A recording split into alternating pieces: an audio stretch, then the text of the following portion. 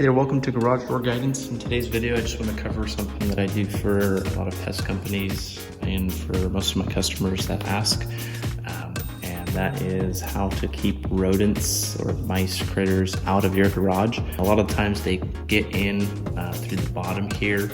If you don't have a full weather seal, of course you want to change that first so that your weather seal stretches all the way across the bottom of your garage door.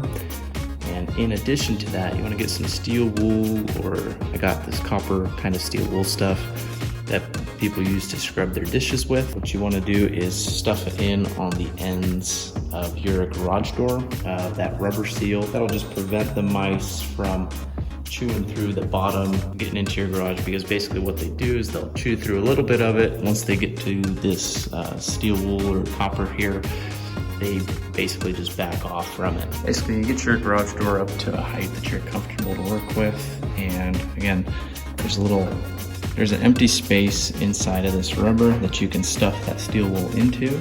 So right inside of that is where you want to stuff it. And of course, the more you have, the better it is, because they'll have more to chew through before they get anywhere. And so basically we just roll it up. This one kind of came rolled up already, which was nice and easy, but you just sort of stuff that into there.